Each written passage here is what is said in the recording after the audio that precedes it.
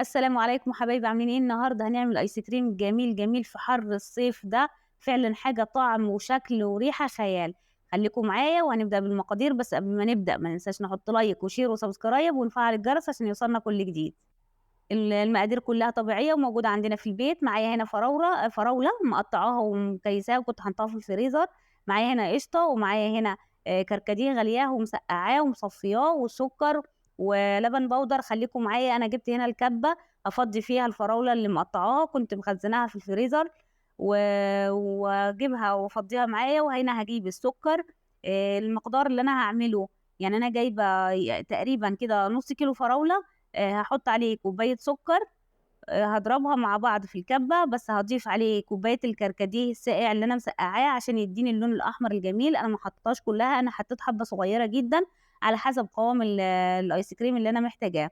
هاضربهم كويس أوي، بحيث إن هو يختلط كلّه مع بعضه. طبعًا هتبقى تقيلة أوي، وشوفوا لون الفراولة عامل إزاي. أنا ما باحبش أحط أي ألوان صناعية في الآيس كريم أو في الأكل، صراحة الألوان الطبيعية معاكِ بتدّيكِ لون جميل أوي. شايفة اللون الأحمر قد إيه هو جميل بسبب الكركديه اللي إحنا حطيناه. أنا هاضربها كويس أوي بحيث إن هي تختلط عشان تدّيني قوام كريمي، ما يبقاش فيها تكتلات أو أي حاجة، عشان يبقى القوام الكريمي بتاع الآيس كريم زي ما أنتِ شايفة. أنا دلوقتي جِبت كريمة، اللي هي الكريمة الشانتيه اللي هي البودرة. هاحط هنا 3 معالق كريمة أو معلقتين على حسب ما أنتِ مثلًا حجم المعلقة اللي أنتِ حاطاها، لو هي كبيرة أوي أو كده. أنا حطيت 3 معالق بس هاضربهم. الكريمة دي لمّا بتتخفق معايا مع الفراولة بتدّيني قوام كريمي ناعم كده جميل أوي. فعلًا بتدّي أنا باعمل آيس كريم غني جدًا، زي اللي أنتِ بتشتريه جاهز من برّه وأحلى كمان.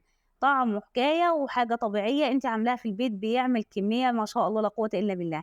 أنا جايبة هنا لبن بودر، هافضّي معايا هنا معلقتين لبن بودر برضه، أو يعني مش هاحط كمية كتيرة من اللبن البودر، لإن أنا ما حطيتش لبن طازة يعني في العصير اللي أنا ضربته عشان أعمله آيس كريم.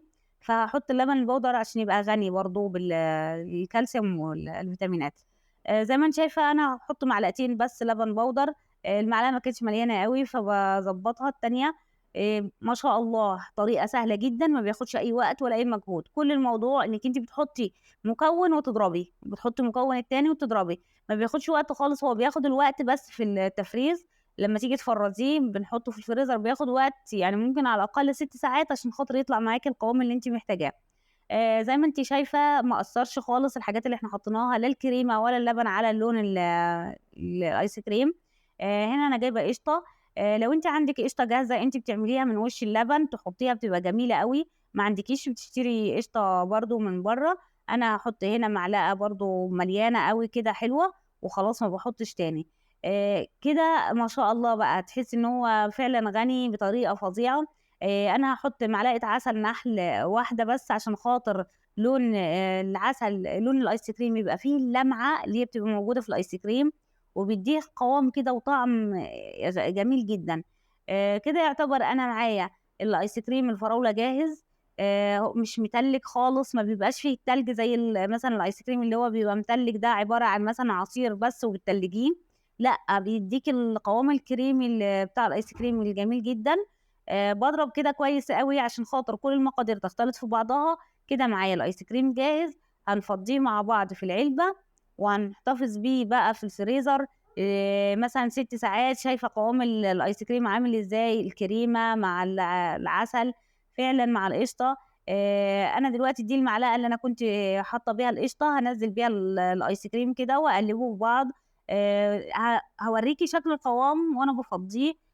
هو ده القوام المطلوب اللي أنا محتاجاه. قد إيه هو متماسك مع بعضه وفي نفس الوقت انسيابي خالص بينزل معايا.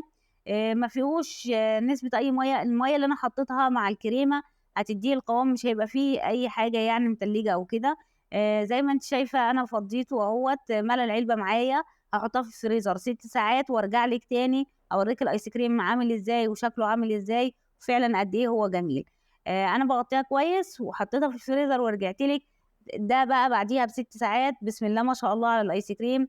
أورّيكِ هنا قطعة الآيس كريم حطيها في مَيّة دافية عشان خاطر يطلع معاكِ بكل سهولة، وهنا ما شاء الله على الآيس كريم شُفتِ قد إيه هو كريمي يعني حاجة ما أقولكيش.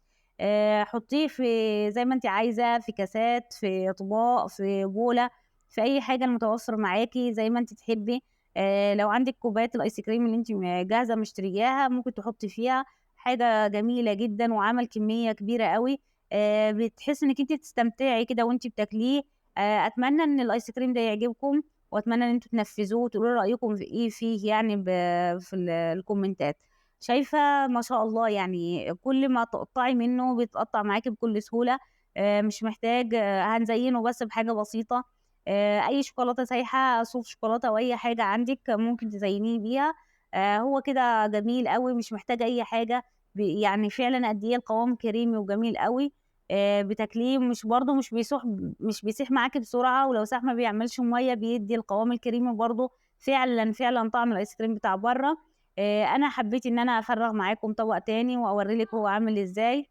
بُص بقى الآيس كريم وحلاوته وجماله ما شاء الله قد إيه هو فعلًا جميل، فعلًا حاجة ممتعة في حَر الصيف، حاجة كده ترطّب على معدتِك، بدل ما كل شوية الأولاد عايزين آيس كريم، عايزين آيس كريم، هتصرفي قد كده، فعلًا مش هيكلّفِك لو أنتِ عندِك القشطة موجودة والفراولة في الفريزر، مش هياخد معاكِ أي وقت.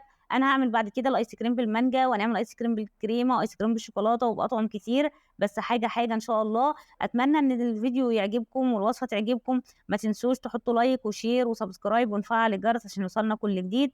بصوا فعلا حاجة جميلة قوي ما اقولكوش ما شاء الله. شايفة الايس كريم عامل ازاي؟ بالهنا والشفا، واشوفكم في فيديو جديد، والسلام عليكم ورحمة الله وبركاته.